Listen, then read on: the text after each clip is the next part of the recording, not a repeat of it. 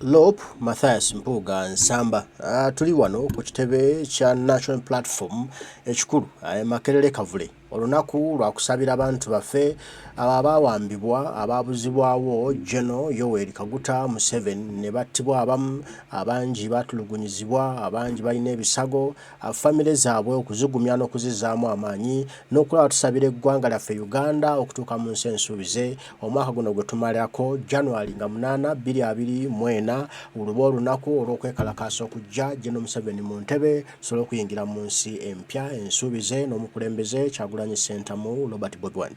Mathias Mpuuga Nsamba yali kazindaalo ebigambo bye leero kansooke mbikuwe nzija ate twogere. Thank you, Deputy Lord Mayor.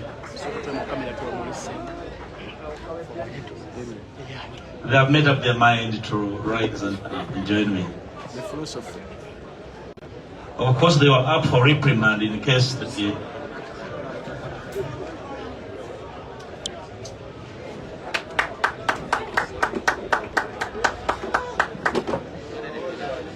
the masters of ceremony ably recognized the protocol. Mr. President and your guests this afternoon, the entire cast of leaders here earlier introduced, ladies and gentlemen, I would like, on your behalf, in the behalf of the entirety of the suffering nation, to thank the team of members of parliament here that have worked together to demand unceasingly for justice for the missing people, for the imprisoned without trial, and all manner of injustice visited on our common peoples. These are the people's voice. I want to assure the country that the voice of the people has been raised on your behalf. Today being a special day to raise our voices to the Lord, the team that headed the prayers to say, Oluganda tugamba, lubalembera, ne Katonda ayamba beyamba, kitegeeza. Therefore, whereas we are here to invoke God's intervention, we must also summon our common wisdom and energy to say enough is enough. Bane mame antitina wakuli tumemenyo Katonda tubeere naffe twekole ki antitina Switzerland. We love you so much and your husband and your family. Invariably, everybody has tested this suffering. Every corner of this nation has tested injustice. Therefore, the commonality of our mission is well understood. Therefore, our common mission as a people with a shared history, with a shared vision, must now come to bear. Today onwards, I want to join our leaders today to make a very clear, clarion call to all and sundry to join the effort to say enough is enough.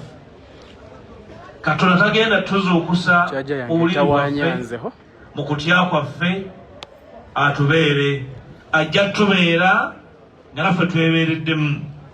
Njagala kubasuubiza ku lw'ababaka ba parliament nti tuliko tukiriko situjja kivaako.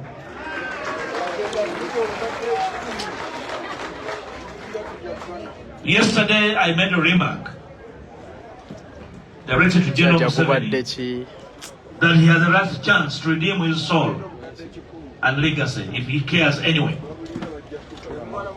I do repeat the same today, that we stand here to remind him that's not about him, it's about this country. And the equation of this country is not him, but the people of Uganda. As leaders, and all of us who seek to be leaders, it's our job to go and mobilize our common peoples to reject any overtures of General Museveni to usurp our power, our space, our rights, because they are not a derivation from his generosity or magnanimity. They are God-given. I want to thank you. I want to thank everybody here and ask of you to keep together, keep firm, keep going. It's going to be a long haul. Don't yet do Uhuru for good in my country. Thank you so much. Thank you so much. I've seen the Honorable South Kenya David. Thank you so much for being around. Yes, ladies and gentlemen, at this juncture, allow me to invite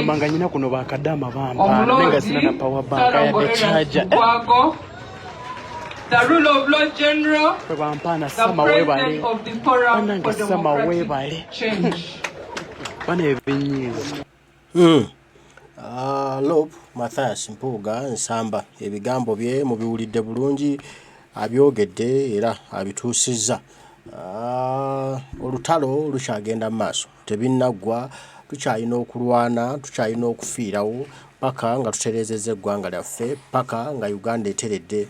Agambye nti tebagenda kukivaako, bagenda kusigala bakikola okulaba nga General Museveni ava mu ntebe era nga atwa abantu baffe. Tubanja abantu baffe, tubanja mikwano gyaffe, tubanja abantu baffe abo abaabuzibwawo, bangi battibwa, bangi tebamanyikiddwako mayitire, bangi baatulugunyizibwa, bangi baakolebwako ebikolobero eby'amaanyi era eby'enjawulo nga General Yoweri Kaguta Museveni yabibakolako. Kati nno obuvunaanyizibwa bubwo nange ffenna bannayuganda okukola omulimu guno nga tukola bwe tetusobodde okukola ekijja mu maanyi gaffe, oba okuba ng'omi, oba okwata jjambiya, oba okwata muggo, oba okwata luso, oba okwata jjinja nga bwe bayogedde nti buli kimu kukola ky'osobodde okukola. Bw'okuba nga bw'onootema omuti oguli ewaka okijja kujjako General Museveni guteme.